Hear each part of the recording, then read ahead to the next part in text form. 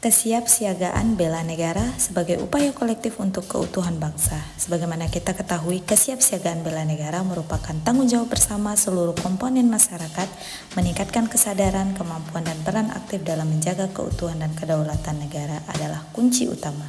Dengan mentalitas yang kuat, pengetahuan dan keterampilan yang memadai, warga negara dapat berkontribusi secara optimal dalam upaya bela negara baik dalam konteks militer maupun non-militer. Selanjutnya yaitu nilai-nilai dasar bela negara. Yang pertama yaitu cinta tanah air. Bagaimana kita menumbuhkan rasa cinta dan kesetiaan terhadap tanah air serta keinginan untuk menjaga dan memajukan bangsa. Yang kedua yaitu kesadaran berbangsa dan bernegara, di mana kita harus memahami dan menyadari hak dan kewajiban sebagai warga negara serta berperan aktif dalam membangun bangsa.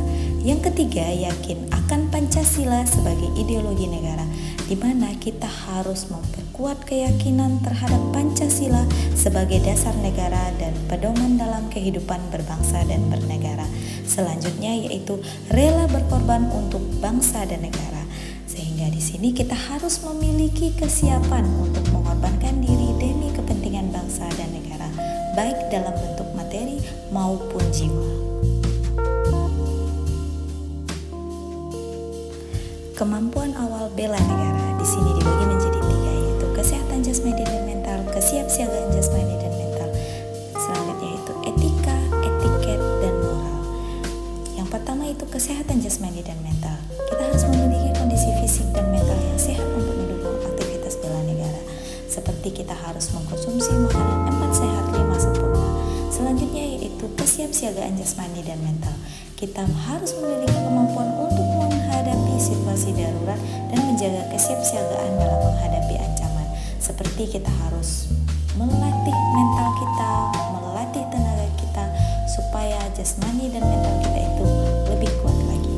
Selanjutnya yaitu etika, etiket, dan moral, di mana kita harus memiliki nilai-nilai moral yang tinggi serta mampu bersikap sopan dan santun dalam berinteraksi dengan orang. Selanjutnya yaitu kegiatan kesiapsiagaan bela negara. Yang pertama yaitu kita harus mengerti tentang baris berbaris dan tata cara upacara. Selanjutnya yaitu keprotokolan. Yang ketiga yaitu kewaspadaan dini. Yang keempat yaitu membangun tim. Yang kelima yaitu cara kamalam. Dan yang keenam yaitu api semangat bela negara. Selanjutnya yaitu materi wawasan kebangsaan, di mana di sini adanya persatuan dan kesatuan, nasionalisme, dan cinta tanah air. Ketiga ini sangat berkesinambungan, di mana ketika persatuan dan kesatuan ini mendorong semangat untuk menjaga keutuhan wilayah Indonesia yang beragam, maka nasionalisme ini menyadarkan untuk menempatkan kepentingan bangsa dan negara di atas kepentingan pribadi atau kelompok. Ini sangat berguna sekali untuk aparat sipil negara. Lanjut yaitu kepada cinta tanah air, di mana kita dibentuk dari kesetiaan dan pengabdian terhadap negara dan bangsa serta keinginan untuk menjaga dan memajukan bangsa. Selanjutnya yaitu bela negara, di mana yang pertama ini kita harus mematuhi hukum sehingga kita akan ada rasa menghormati peraturan perundang-undangan dan menjaga ketertiban sosial. Yang kedua yaitu berpartisipasi dalam pembangunan nasional, di mana kita akan aktif dalam kegiatan yang mendukung kemajuan bangsa seperti pendidikan, ekonomi, dan teknologi. Yang ketiga yaitu pertahanan militer, di mana kita akan melibatkan diri dalam komponen pertahanan negara, baik sebagai anggota militer maupun sebagai komponen cadangan sipil.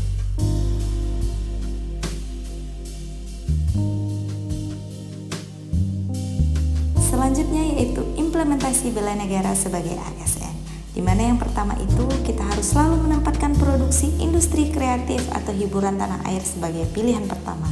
Di sini kita harus mendukung perkembangan industri kreatif dan hiburan dalam negeri.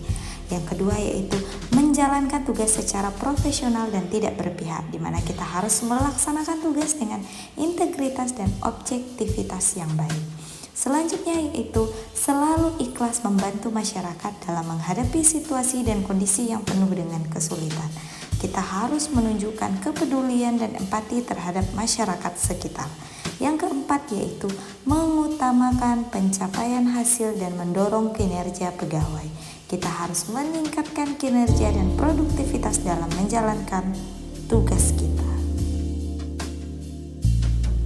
Selanjutnya yaitu materi analisis isu kontemporer. Sekarang kita bahas yang pertama yaitu modal insani, di mana aspek dari modal insani ini ada beberapa, yaitu yang pertama pendidikan dan keterampilan, di mana pendidikan formal dan keterampilan teknis dan non-teknis ini sangat mendukung terhadap pendidikan dan keterampilan. Selanjutnya yaitu kesehatan, di mana akses terhadap layanan kesehatan dan gizi yang memadai ini sangat diperlukan di dalam masyarakat.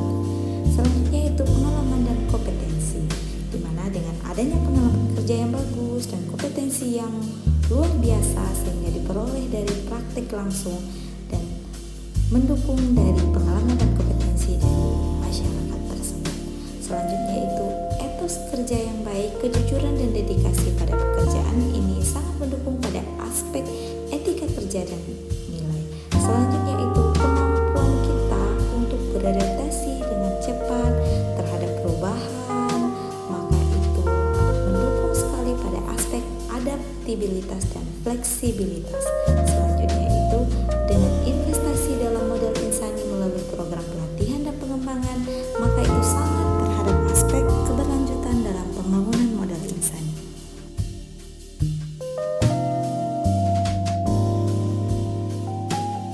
Selanjutnya, tapisan isu pada analisis kontemporer ini dapat digunakan menggunakan AKPK dan USG, sehingga dengan tapisan isu tersebut kita bisa mengambil kesimpulan 3 cara untuk menerapkan AKPK dan USG tersebut. Yang pertama yaitu mind mapping, di mana membantu dalam mengidentifikasi dan mengorganisasikan ide-ide terkait isu kontemporer.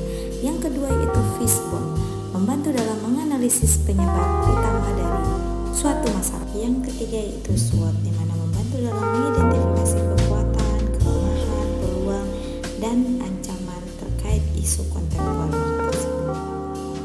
Sekian presentasi modul 1 dari Vina Aulia. Bye bye.